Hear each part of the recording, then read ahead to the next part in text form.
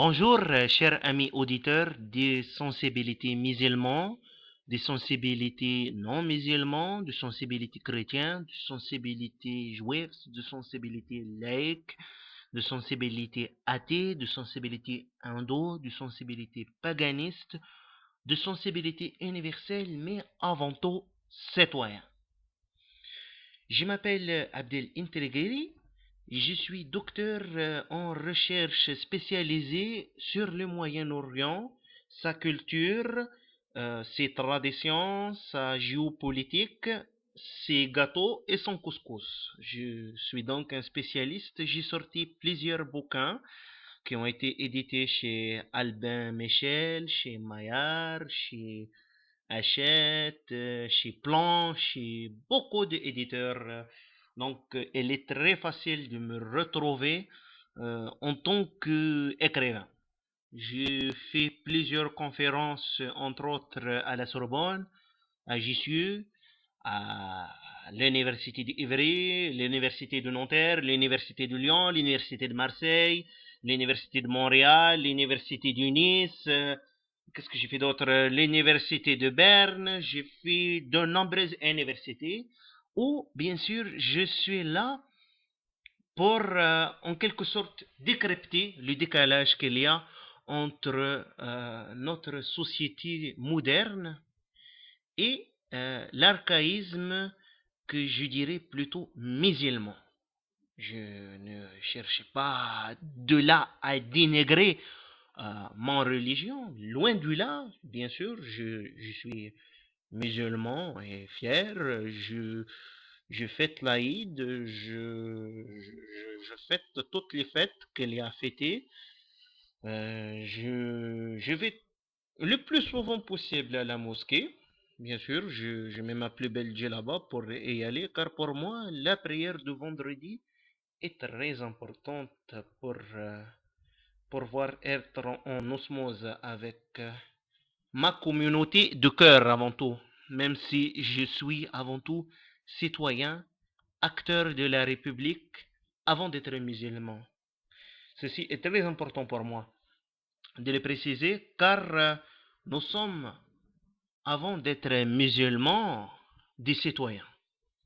Bien, je ferme cette parenthèse et j'attaque maintenant quelque chose de sérieux.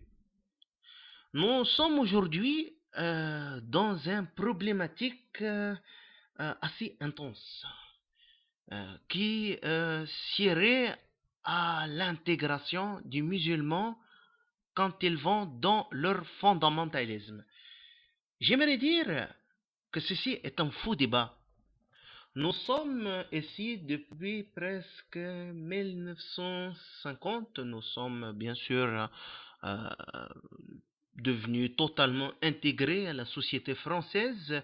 Preuve en est, vous allez à Carrefour et vous trouvez des bœufs bourguignons halal. Si ceci n'est pas un geste d'intégration et d'assimilation et d'acceptation et tout simplement de... Merde, j'ai oublié ce mot ancien. Bon, ça fait rien.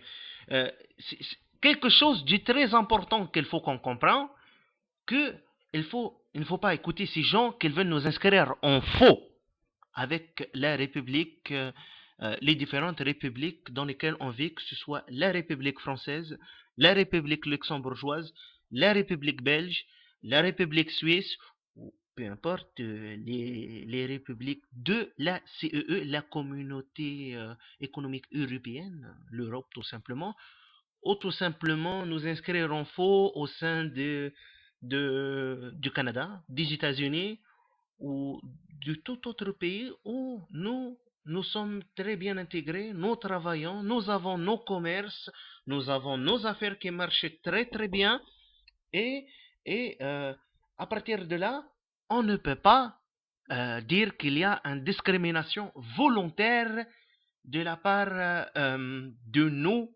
politiques, de nos hommes politiques, de la part tout simplement du gouvernement, des gouvernements même, qu'on essaierait d'accuser à tort et à travers d'islamophobie.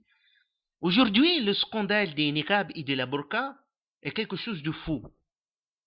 Je suis tout à fait d'accord sur le fait que dans un cadre républicain, humaniste et ouvert envers tout le monde, euh, on ne peut pas accepter l'apesanteur des traditions de certains.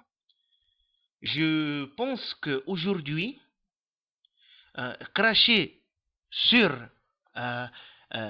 aussi bien la Suisse par rapport à l'affaire du Menaret, ou aussi bien la France ou la Belgique sur l'affaire du voile, cracher dessus en disant que ce sont des pays islamophobes, serait d'une hypocrisie.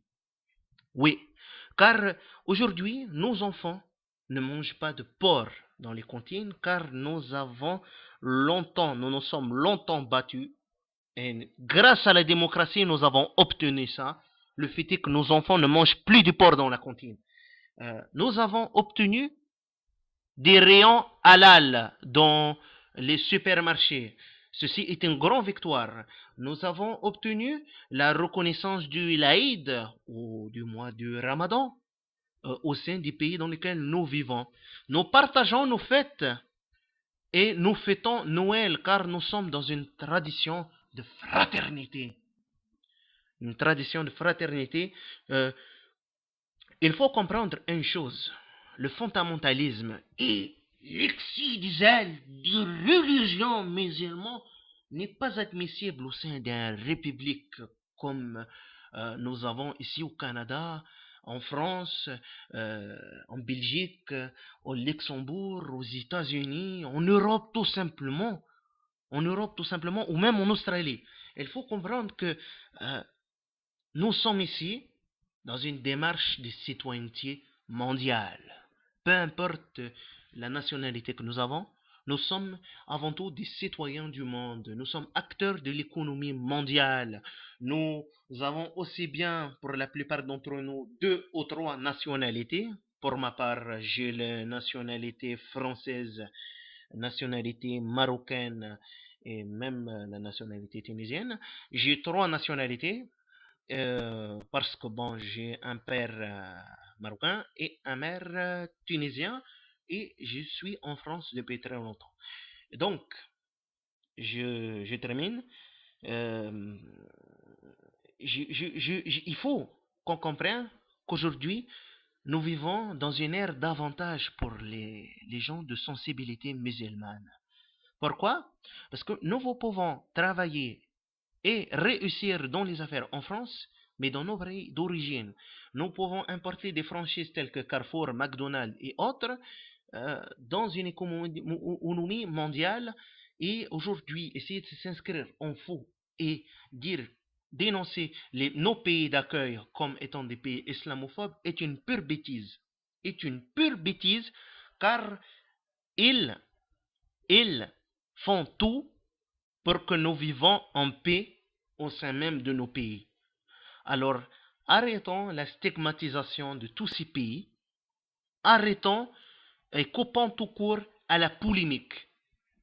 Je encourage tout musulman qu'il soit de penser par son libre arbitre et non pas de penser comme ces excusez-moi du terme, ces maghrébins ratés qui n'auraient pas réussi quelque part et qui passeraient leur temps, bien sûr, à inscrire ces pays dans une démarche islamophobe.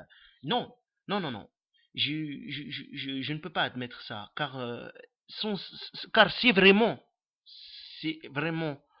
il y aurait eu ça, Zinedine Zidane n'aurait pas pu être champion du monde pour l'équipe de France. Brahim Asloum n'existerait pas. Nous n'aurions pas une grande chanteuse comme Lam, Nadia ou même Kenza Farah. Je rappelle aussi des grands rappeurs d'origine maghrébin ou de sensibilité musulmane comme le 113 ou Sefio ou Carrie James ou même d'autres grands chanteurs comme Yanis. Alors arrêtons ça et arrêtons de stigmatiser nos pays du cœur. Bon, cet audio est fini pour aujourd'hui. Vous pouvez me retrouver à l'association des rouleurs de air de Jussieu. Et mon dernier bouquin, Comment préparer la baklawa de manière musulmane, est chez Gallimard. Au revoir!